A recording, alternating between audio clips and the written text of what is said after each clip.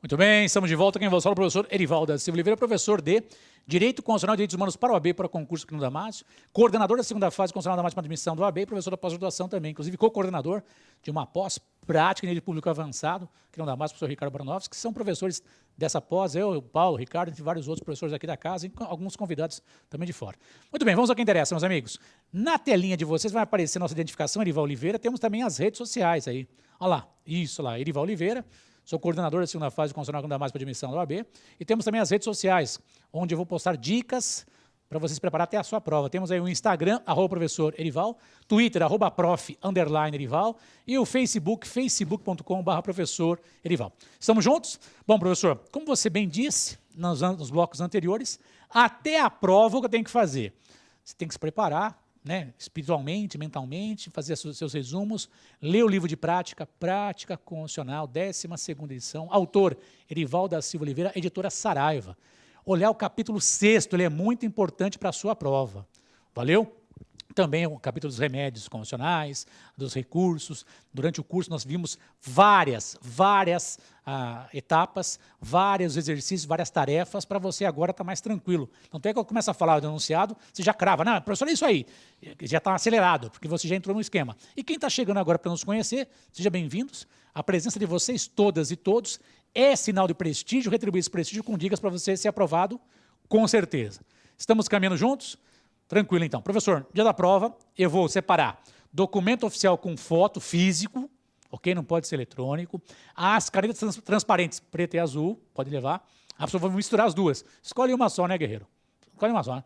As canetas, preta e azul, transparente, tubinho transparente. Os VADs, o VAD conjugado 2021, que nós somos coordenadores, eu, Paulo e Ricardo, entre outros professores.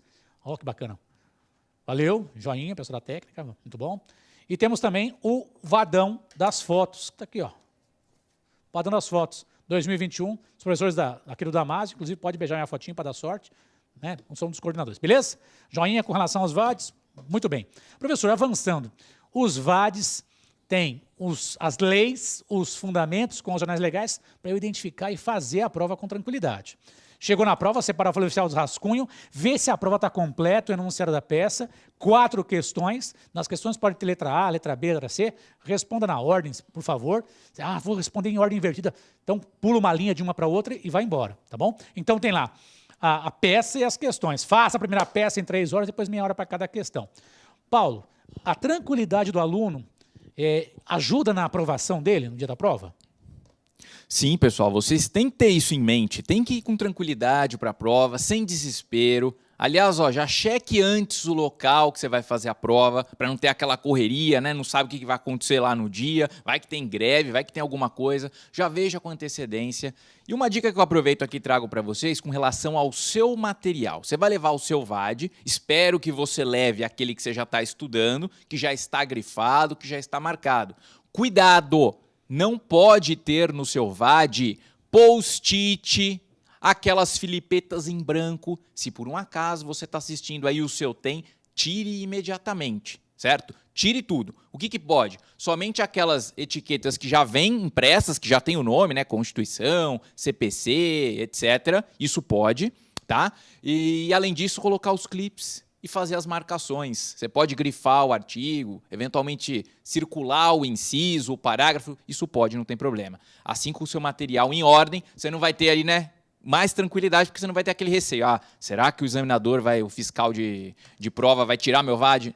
Com isso que eu te trouxe aqui, essas dicas, você não vai ter problema. E as etiquetas, é só você colocar lá, né, no Google, por exemplo, etiquetas UAB Paulo Peixoto, etiquetas UAB Damásio. Isso, Damásio, lá, né? Você procura e vai aparecer, da marca fácil. Marca fácil tem lá as etiquetas prontinhas para você colocar. Você não tem dinheiro para isso, só clips. Clips você pega em qualquer repartição, clips coloridos, você pode colocar, fazer a marcação que você quiser. Em direito constitucional não tem aula de marcação de VAD. Por que a gente não faz isso? Porque a gente não precisa disso, cara. Se você pegar um VAD novinho no dia da prova para fazer, porque vai que você é assaltado e o cara deixa você ficar com as canetas, documento oficial com foto e deixa você com a sua vida. Você chega chorando na porta da prova e implora para alguém te dá um VAD novo, zerado. Você consegue fazer a prova. Ai, pegaram meu VAD e não vou fazer a prova, porque eu tinha todas as marcações. A resposta está na cabecinha. e saber manusear o VAD para localizar as leis e os temas importantes que nós treinamos durante as aulas exaustivamente. O professor Paulo Peixoto, inclusive, no Facebook dele, no Instagram dele, ele coloca lá esqueminha das peças, os temas que já caíram, que podem ser replicados, né? Então, a gente não vive de like, né? A gente não é influencer, youtuber, coach, não. A gente tem lá algumas dezenas de milhares de seguidores, mas, cara, para ajudar os caras. Então, a gente não vive de like, de videozinho, de não sei o que e tal. As informações que a gente coloca ali é para te ajudar. Então, sigam os professores que colocam várias dicas. Inclusive, recentemente, o professor Paulo Peixoto colocou lá os temas que caíram nos mandados de segurança, nas peças, inclusive, o que mais caiu foi MS, assim por diante, né, Paulo Peixoto? Isso, eu montei lá estatística de todas as peças que já caíram na segunda fase de constitucional. Tem lá também o percentual, o número que caiu, quantas peças caíram, isso é importante. Eu acho legal essas dicas que a gente traz para vocês. Por quê? Porque aí você vai ter um perfil da prova. Você sabe o que te espera. E é isso na sua preparação, na sua organização, você consegue entender melhor. Bom, eu sei que esse ponto aqui cai mais, então tem que ter mais atenção. Beleza, então. Sem mais delongas, vamos colocar na telinha ali o enunciado para a gente grifando as palavras-chave, né? Então veja aqui na telinha de vocês, terceiro caso, né? Lembra que são 4 blocos de gabaritando, né? Paulo, por coincidência que está aqui, brasileiro, solteiro, quase Paulo, né? Empresário, não, que é advogado, né? Domiciliado na capital do estado de São Paulo, ok? É comunicado por amigos que a administração do Estado está providenciando um plano de obras bilionárias e pretendendo que elas sejam entregues independentemente de licitação. Parabéns, né? As empresas com vínculos pessoais com dirigentes do seu partido político. Os valores correspondentes às obras são incluídos no orçamento, observar o devido processo legislativo. Quando da realização das obras, aduz a necessidade de urgência diante de evento artístico de grande repercussão a se realizar em aproximadamente 2 anos. Um evento artístico, né? Daqui 2 anos. O que inviabilizaria a realização de procedimento licitatório, quer dizer, afastar a licitação. Tudo bem? E designa 2 empresas para repartir as verbas orçamentárias, cabendo a cada uma realizar parte da obra preconizada. Não é o perfil do Paulo que eu conheço, que está aqui junto com vocês, que eu, inclusive, é advogado meu da minha família. As empresas, do amigo do cara, hein, Paulão? Mira S.A., Estrela S.A., aceitam de bom grado o encargo e assinam os contratos com a administração. Então, nós temos aqui, de modo resumido, contratos com empresas dispensando a licitação para obras de evento artístico de grande monta, né? Vamos avançar. O valor das obras corresponde, nossa senhora, professor Ivan, 10 bilhões de reais. Inconformado com esse fato, Paulo, cidadão que gosta de participar ativamente da defesa da administração pública, quer dizer que pode ser outro Paulo, percebeu com a sacanagem? Colocou um Paulo lá em cima, que é o empresário, e colocou o Paulo como cidadão aqui. Aí pode acontecer? Óbvio. E está em dia com os seus direitos políticos. Procura orientação jurídica, esse Paulo aqui é o que eu conheço, que é o Paulo advogado, meu amigo. Cidadão, e ele quer orientação jurídica e, após, resolve ajuizar a ação competente para proteger o patrimônio público. Joinha? Então, um cidadão proteger o patrimônio público. Uma obra gigantesca, né? Pode ser superfaturada, dispensa licitação e inferno. Né? Na qualidade de advogado, do nosso amigo Paulo, que nesse caso é o cidadão, não é empresário, elabora a peça cabível observando a competência do juízo, legitimidade ativa e passiva, fundamentos de mérito constitucionais legais e requisitos formais. Tutela de urgência, se existir. Até aqui, tranquilo? Se ele coloca que tem tutela de urgência, é porque vai existir, né? Professor Paulo Peixoto, enunciado típico de prova que já foi requerida pela FGV-OAB, mais de uma vez. Aqui a ideia do patrimônio público podia ser meio ambiente e assim por diante.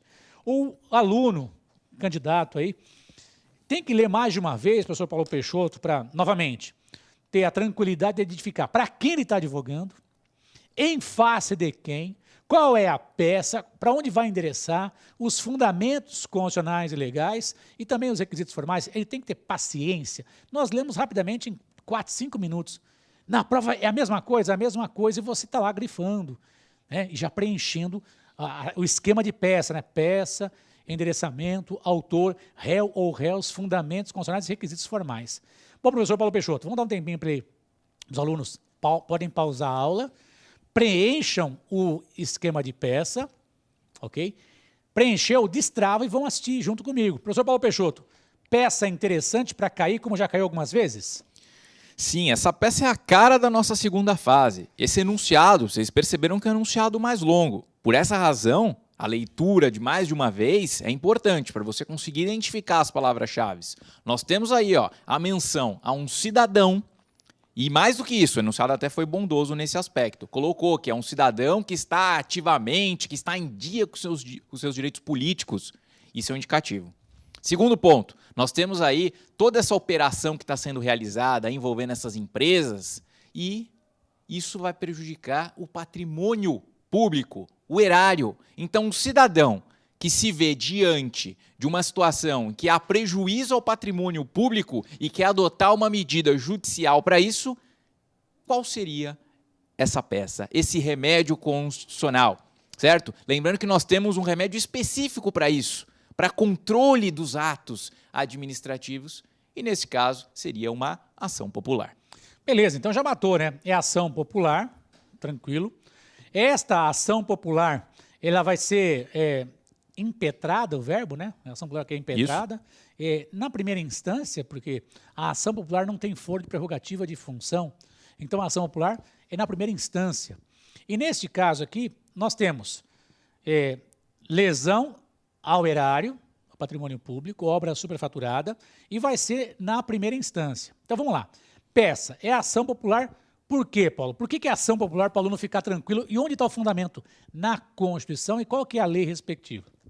Falou de ação popular, você vai lembrar do artigo 5º, inciso 73 da Constituição, já pode marcar, isso aí já tem uma incidência forte na tua prova. Aliás, ação popular como peça, seria a peça que fica em terceiro lugar naquelas dicas que eu dei lá das estatísticas, tá? Dos remédios é a segunda. A primeira que mais foi cobrado foi o MS. Em segundo lugar, seria uma ação popular. Então, artigo 5º, inciso 73, e além dele, você vai marcar a Lei 4717, de 1965. Então, tem aí já em mente o artigo 5º, 73 e essa lei. E é ação popular por quê? Porque eu tenho um cidadão, pessoa física, certo? No exercício regular dos seus direitos políticos. Esse dado é fundamental.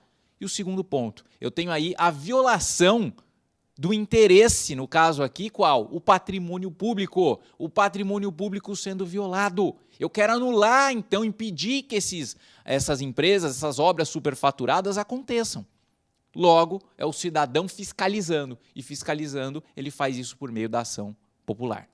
Então, beleza. Então, é um cidadão, proteger o patrimônio público, a ação popular, artigo 573, se você pegar o nosso VAD na página 30, está lá o fundamento no artigo 573, logo abaixo tem lá, Lei da Ação Popular, 4717 de 65, beleza? Então, é ação popular, artigo 5º, inciso 73, vai aparecer no preâmbulo da peça, Lei 4717 de 65. Professor Paulo Peixoto, se é petição inicial, devo usar o artigo 319 do CPC para me dar um roteiro, para não ficar perdido nem ficar desesperado na prova? Bom, você que está assistindo aqui o nosso Gabaritando, com certeza, o artigo 319, ele serve para qualquer petição inicial. Então, todas as petições aqui que nós citamos, tem que ter como base. Ah, professor, e se na hora eu não lembrar quais são os requisitos da ação popular, a estrutura? Não tem problema. Você não lembrou? Corre no 319, esse você vai lembrar. Você vai lá no 319 e vai seguir exatamente aquele roteiro, o endereçamento, depois qualificação das partes, fatos, direito, pedido. Exatamente isso. E olhando aqui no enunciado, gente, olha lá. Capital do Estado de São Paulo é citado, comunicando a administração pública do Estado, que é citado, providenciando o plano bilionário, tal, correspondente aos valores. O que está aqui na tela, bom, aparece São Paulo, tudo bem? Então, essa obra superfaturada vai acontecer no estado de São Paulo, beleza? Temos aí os valores, né? Temos as empresas que vão estar no polo passivo, além do Paulo, que é empresário lá em cima, né? Que é o cara que está junto ali, que vai fazer as obras, né? Então, o Paulo, que é o empresário, tranquilo, Temos lá as empresas, Mira e Estrela, além da administração pública, que estarão no polo passivo de uma ação popular. Né? Porque, na sequência, tem o valor da causa, né? 10 bilhões de reais. E esse cara, com esse fato, Paulo, que é cidadão, que gosta de fazer as apurações, de proteger o patrimônio, vai contratar vocês. Então, professor Paulo Peixoto, o examinador vai tentar confundir o aluno. Então, vamos lá, vem aqui comigo. Ó. Peça é uma ação popular. Ali está falando do Estado de São Paulo, né? Uma obra que envolve o patrimônio do Estado. Vou endereçar para a vara civil ou vara da Fazenda Pública, ou pode ser para os dois, Paulo Peixoto? Aqui, ó, tendo em vista aí que nós temos, então, um ato lesivo ao patrimônio estadual, a competência será da Justiça Estadual. E aí eu posso endereçar tanto para o juízo civil, certo? Juiz de direito, competência estadual, ou para a vara da Fazenda Pública. Assim como nós mencionamos lá no primeiro bloco sobre a ação civil pública, aqui vai ser semelhante. Então, ou eu mando para o juízo civil ou para o da vara da Fazenda Pública. Ambos são admitidos pela FGV. Então, numa peça de excelentíssimo senhor doutor, juiz de direito, tracinho, vara civil de São Paulo, ou da comarca de São Paulo. Ou poderia ser excelentíssimo senhor doutor, juiz de direito, da espacinho, vara da Fazenda Pública de São Paulo. Tranquilo? Então, peça, ação popular, endereçamento já foi, autor, Paulo, que coincidentemente tem um Paulo que é empresário também, Paulo, aí não tem dúvida. Professor Paulo Peixoto, posso colocar Paulo qualificação completa ou devo usar o CPC, nacionalidade, estado civil, etc? O que eu devo fazer na prova de segunda fase constitucional, Paulo? Olha, essa é uma dúvida que pode surgir essa dúvida e você fala, professor, e agora? Eu vou colocar a qualificação completa ou eu tenho que seguir o 319? Anota aí, ó, põe um asterisco no teu caderno, se eu estiver anotando, escreva aí, ó. Sendo petição inicial, farei a qualificação completa. Ou seja, vou colocar lá nacionalidade, estado civil, profissão, CPF, RG, e-mail, endereço. Professor, mas eu não tenho isso. Tudo bem, você não tem, só que você vai colocar de forma genérica. Coloque assim, nacionalidade, do jeito que está lá seguindo o 319. Você não vai inventar dados, você vai pôr só assim a menção para você demonstrar ao examinador que você sabe que se fosse no caso concreto, você teria que colocar todos esses dados. Então lá, posso colocar nacionalidade, 3 pontinhos, Paulo? Isso, pode, sem problema. CPF, 3 pontinhos, RG, 3 pontinhos e assim por diante. Perfeito. Joinha. Então, já sabemos peça, endereçamento, autor, réu ou réus. Na ação popular tem uma peculiaridade, né? Que isso conta ponto, inclusive, 0,10 para cada um dos indivíduos que aparecem no polo passivo, né? Então, Paulo, todo mundo que foi beneficiado, devo colocar lá as empresas, o rapaz que é empresário, então, inclusive a administração pública tem que aparecer no polo passivo, Paulo? Sim, ó, só um detalhe antes de falar disso.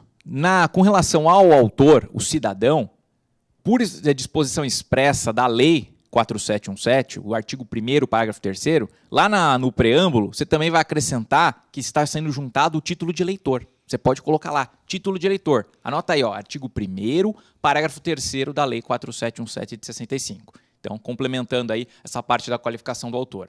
Réus. É muito comum na ação popular aparecer um monte de réus. Você vai ver lá, tem 3, 4, 5 e mais até. Você vai ter que fazer a qualificação de cada um deles, porque a lei da ação popular exige que todos os envolvidos, sejam as autoridades, a pessoa jurídica de direito público, as pessoas jurídicas de direito privado e qualquer pessoa que seja beneficiária daquele ato. Então, todo mundo que estiver envolvido vai ser colocado. Então, você tem que fazer a qualificação do Paulo, empresário, a qualificação das empresas, Mira, Estrela, certo? Colocar a pessoa jurídica de direito público, no caso aqui o Estado, todos envolvidos. Então, beleza. Então, já foram peça. O senhor repete tanto, é para você não esquecer na prova. Peça, endereçamento, autor, réu, no caso aqui, se foram réus, fundamentos constitucionais. Professor Paulo Peixoto, se existe administração pública envolvida, devo colocar o artigo 37, caput, professor Paulo Peixoto. Se a questão envolve patrimônio público, tem que procurar fundamentar, inclusive na própria lei de ação popular, qual a orientação que você dá com relação aos fundamentos constitucionais? Tem que justificar por que é ação popular, por que envolve administração pública e assim por diante? Olha, quanto mais específico você puder ser na parte da fundamentação, melhor. Por que é uma ação popular? Justifique. Nós colocamos aqui os elementos, o cidadão, a violação do patrimônio público. Demonstre isso. Envolvendo a administração pública, o artigo 37, caput, já tem que estar... Falou de administração, você já tem que estar automaticamente lembrando desse artigo. Além disso, o que mais você poderia mencionar? Fala de administração, supremacia do interesse público. Embora não tenha uma previsão expressa, mas você pode mencionar. O professor Ricardo aqui mencionou no bloco anterior sobre o princípio da razoabilidade, proporcionalidade. É razoável essa forma que eles estão fazendo? É proporcional gastar esses 10 bilhões de reais na forma como foi apresentado? Então, vejam, são fundamentos que você vai colocando. A lei da ação popular, sobretudo o artigo 2º, traz ali um fundamento importante sobre os requisitos do ato administrativo que podem te ajudar. Questão do desvio de finalidade. Sobretudo aqui, ó, desvio de finalidade. O que eles querem fazer? Superfaturar a obra. Por quê? Para desviar a finalidade, para enriquecer ilicitamente. Então, são pontos que você vai... Anota esse artigo 2º que eu falei, hein? Anota aí que pode cair na tua prova. Lembrando que, gente, vocês sabem que eu trabalho lá. Vem imagem para mim aqui, por favor. Isso, obrigado. Vocês sabem que eu trabalho no Ministério Público Federal, né? Então, eu investigo os desvios de verbas na área de educação e saúde. Não falta dinheiro para educação e saúde no Brasil. Não falta, cara. Ele é mal gerido, mal versado. Essas várias dispensas de licitações, hospitais de campanha, os arrombados desviaram bilhões de hospitais de campanha, depois desmobilizaram precocemente, depois precisou, gente morrendo, e ninguém fala disso. Tem as investigações que a PF está fazendo, e o pessoal fica, o governo federal, não sei o quê. O cara que recebeu o dinheiro desviou também, gente. Ele agiu de modo contundente para desviar a verba para colocar no próprio bolso. No Rio de Janeiro, o governador sofreu impeachment por unanimidade, velho. Estava sendo investigado também lá no STJ. Quer dizer, sem vergonhice existe de monte aí. E essa sem vergonhice, esses desvios, aparecem na prova da gente como enunciados de peças e também de questões. Então, importante, tem que tomar cuidado na hora de fazer a sua peça, com o máximo de recheio possível, como eu estou cuidando aqui com o professor Paulo Peixoto. Professor Paulo Peixoto, então, 37, caput, legalidade, eficiência, pelo menos, a questão também da lei específica da ação popular, a questão que envolve aqui a questão de violação aos princípios gerais com relação à cultura prevista na Constituição, até poderiam ser citados ali se quisesse, e avançando. Tutela de urgência. Dentro da parte do direito, tem que abrir um tópico para tutela de urgência, Paulão? É cautelar, é liminar, o que você recomenda para o nosso candidato, nosso aluno fazer na peça para tirar 10?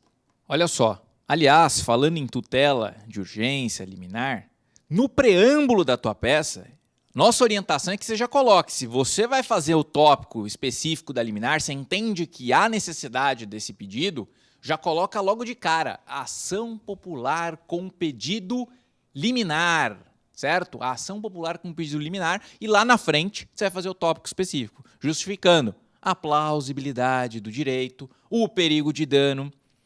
Em relação à ação popular, se você quiser, anote aí, ó, o artigo 5º, parágrafo 4º da Lei 4717, de 65, traz o fundamento. Ah, professor, eu vou ter que inventar? Não precisa inventar nada. A própria lei traz para você, fala da suspensão desse ato lesivo. Então, esse vai ser o pedido da sua liminar, pedir que ele seja suspenso até que o juiz possa julgar definitivamente.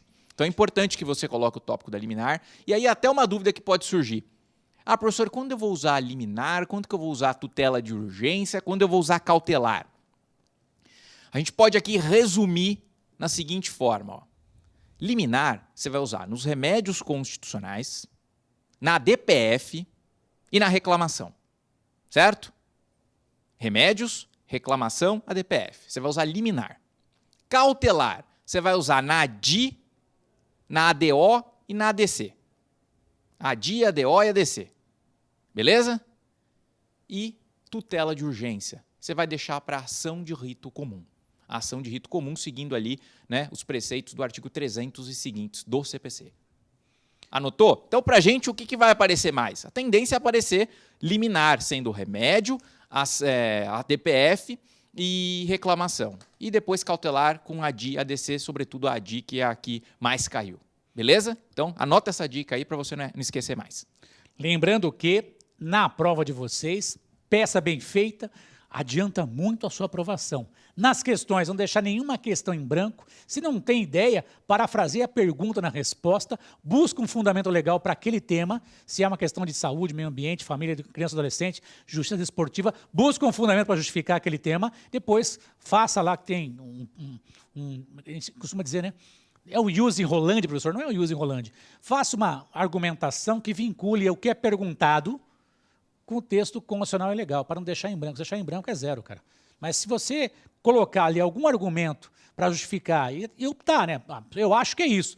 Mas não só colocar, acho, eu entendo que, não sei o quê, ou entende-se que seria o mais adequado em concursos, né?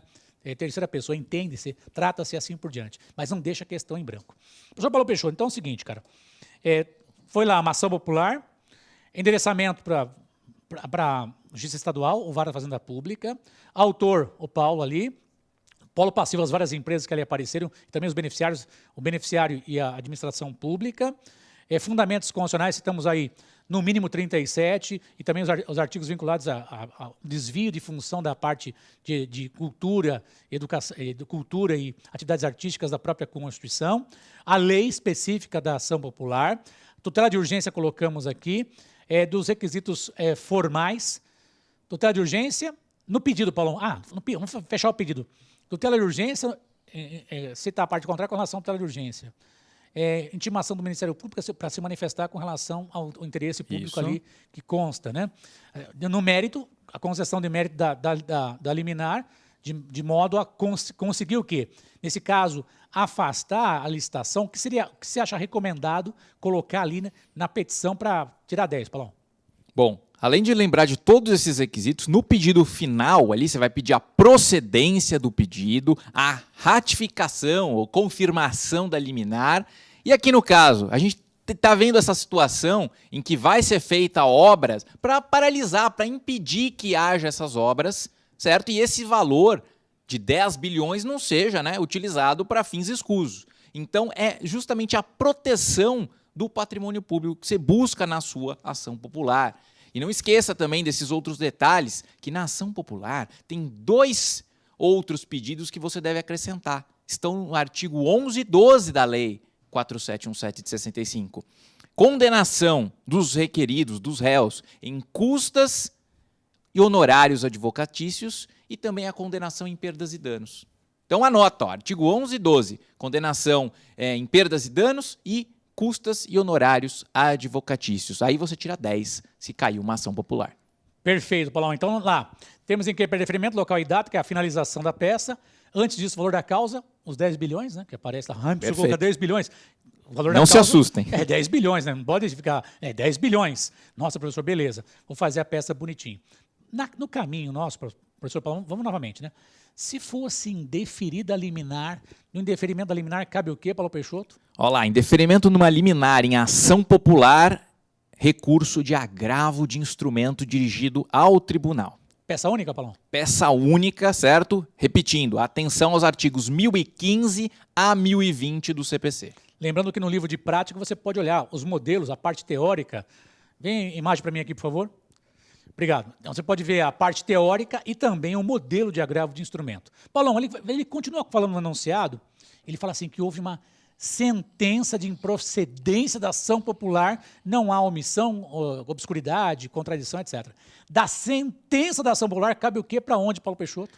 Olha só, então, sendo sentença em ação popular, foi julgado improcedente de pedido, cabe recurso de apelação ao tribunal. São 2 petições, petição de interposição e razões recursais. Anote, artigo 1009 a 1014 do CPC. E lembrando que a peça de interposição é para o juiz aquó, vem a imagem para mim aqui, por favor, isso, para o juiz aquó, as razões para o tribunal, tranquilo? No livro de prática tem modelo de apelação também. O professor Peixoto, ele está contando a história que foi julgada a apelação, temos um acórdão do TJ, do Tribunal de Justiça, e a contrariedade à Constituição. Para subir para o Supremo Tribunal Federal, qual o recurso cabível e quais seriam os requisitos de um recurso extraordinário, Paulo Peixoto? Vai lá. Olha só, então eu tenho agora o acórdão do tribunal dizendo que esse acórdão viola a Constituição. Eu vou analisar, obviamente, todos os indicativos do enunciado, mas da forma como nós estamos apresentando aqui para vocês, isso vai permitir a interposição de um recurso extraordinário, com base no artigo 102, inciso 3º da Constituição. Importante, o que eu preciso lembrar do recurso extraordinário? Tem que ter o esgotamento das vias ordinárias, ou seja, não cabe mais nenhum dos outros recursos.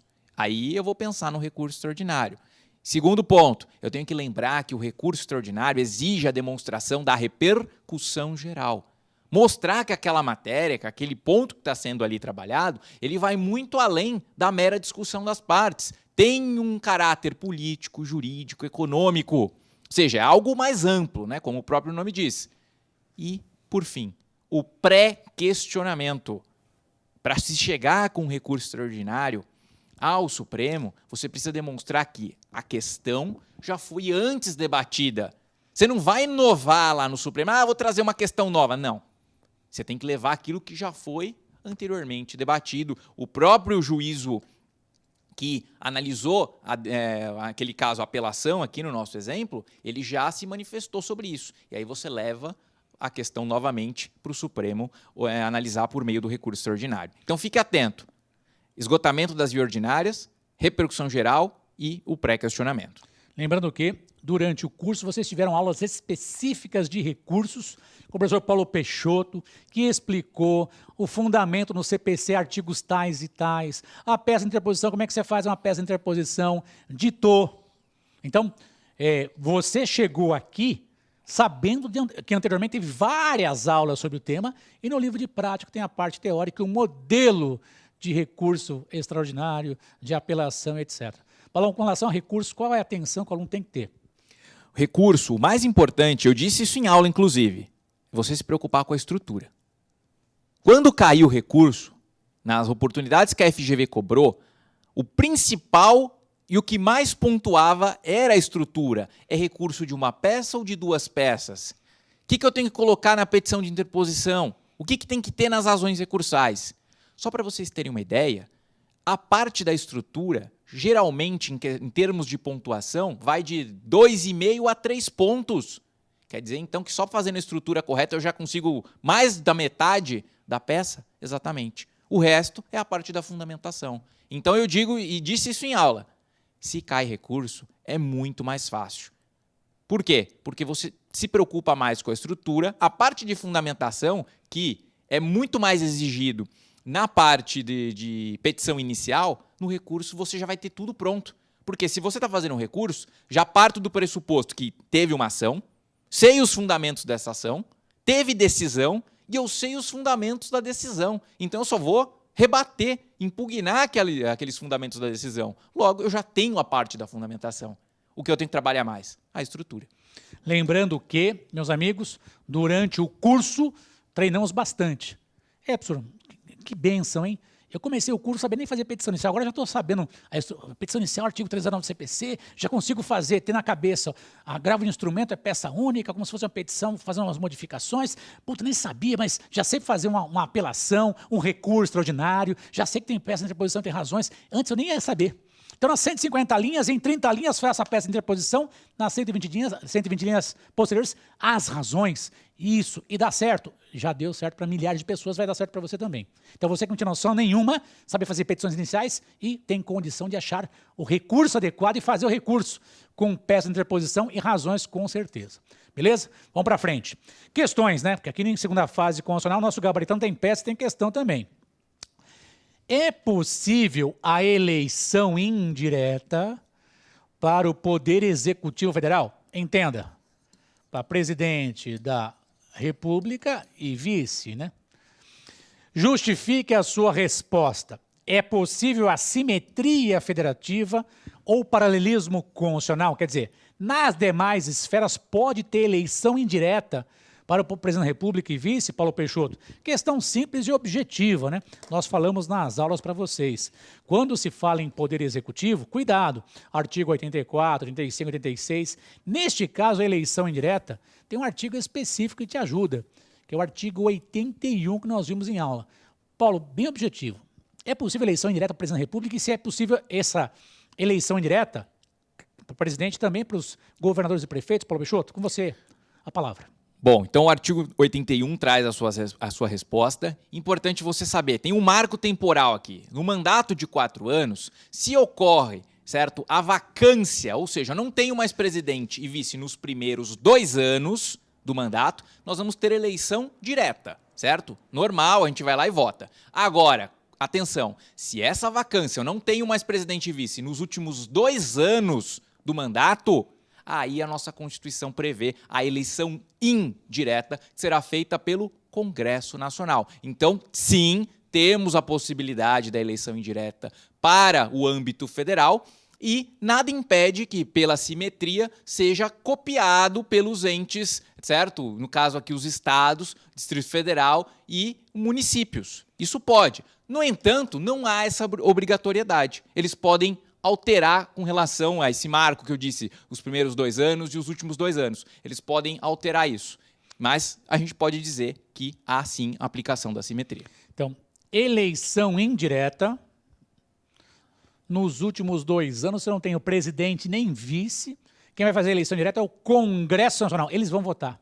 Quem pode participar? Brasileiro nato, 35 anos, filiado a partido político, de dentro ou de fora do Congresso. Mas quem vota são os deputados federais e senadores. Então é possível eleição direta nos últimos 2 anos, eleição direta feita pelo Congresso Nacional. Quem vai ser eleito? O novo presidente e o novo vice para completar o mandato. Essa questão da eleição direta pode ser feita para governador? Sim. Não tem governador nem vice. Quem assume? O presidente da Assembleia Legislativa, temporariamente, pode ser feita uma eleição direta pela Assembleia Legislativa. E também, no caso de prefeito, da mesma forma. Não tem prefeito nem vice, presidente da Câmara Municipal, temporariamente, pode ser feita uma eleição direta para ter também a eleição indireta para completar o mandato. O Paulo está destacando o seguinte, para governador, DF e prefeitos, pode ser nos últimos 2 anos ou menos. Aqui no estado de São Paulo, no último ano, pode ter eleição direta pela Assembleia Legislativa, tá bom? Mas, professor, cabe simetria? Sim, para a eleição direta possível para governadores e prefeitos. Belezoca? Segunda questão aqui na prova, lei estadual que altera a data de vencimento de mensalidade escolar de escolas particulares. É constitucional? Eles querem alterar a data de vencimento de mensalidade escolar. Tem um contrato entre as escolas e os particulares, né? As escolas e os pais. Será que é possível, Paulão, lei estadual alterar a data de vencimento de contratos? Justifique a resposta. E aí, Paulão, questão típica de prova de concurso. Essa é uma questão, pessoal, muito legal e é uma questão que é a cara também da nossa segunda fase. Se você olhar as provas anteriores, quem foi nosso aluno teve esse exercício de olhar as provas anteriores, percebeu. Esse tipo de questão é muito perguntado pela FGV. Eles adoram trabalhar com questão de competências e relacionar isso com controle de constitucionalidade, sobre a constitucionalidade ou não de leis que versem sobre determinado tema.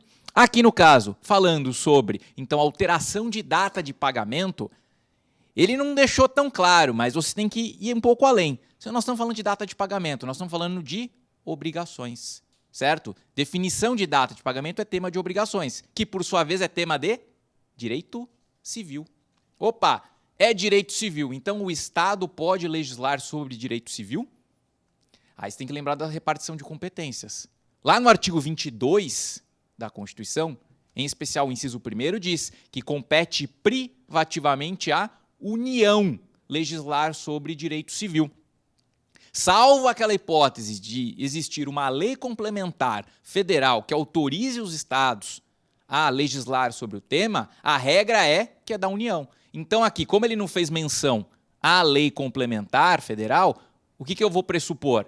Que a competência é da União. É a União que pode dispor sobre esse tema. Logo, a lei estadual ela é inconstitucional. Aliás, pegando um gancho em um tema que também pode ser abordado na tua prova, é o seguinte: durante a pandemia, nós tivemos leis estaduais, leis municipais que estavam concedendo desconto nas mensalidades de faculdades, de escolas. Eu até cheguei a dar uma consultoria em casos como esse. O que aconteceu? O Supremo, depois de um tempo, reconheceu a inconstitucionalidade dessas leis estaduais municipais. Por quê? O mesmo caso daqui, conceder desconto porque a pandemia está tendo menos aula é tema de direito civil. Então, estados e municípios não poderiam legislar, competência privativa da União. Muito bem, Paulão. Então, aqui, só para a gente fechar, Primeira questão, teria que olhar o artigo 81 da Constituição. Segunda questão, artigo 22, inciso 1º da nossa Constituição. O tema versa sobre direito civil, contratos, obrigações. Paulão, considerações finais desse nosso terceiro bloco, por favor. Então tivemos aí uma ação popular, peça típica, segunda peça de remédio mais cobrada na tua prova. Fiquem atentos, marquem aí os artigos, revejam a Lei 4717. E depois a gente passou aqui por um tema envolvendo poder executivo e repartição de competências. Atenção especial à parte da repartição. Veja aí, do artigo 21 a 25, 30 e 32. 21 a 25, 30 e 32. Lembrando que os campeões de incidência é a competência privativa do 22 e a competência concorrente do artigo 24. Vira e mexe em pergunta na prova de vocês. Vamos encerrar esse bloco, depois a gente volta para o último bloquinho, para a gente fechar esse nosso gabarito na peça com nota 10. Volto já.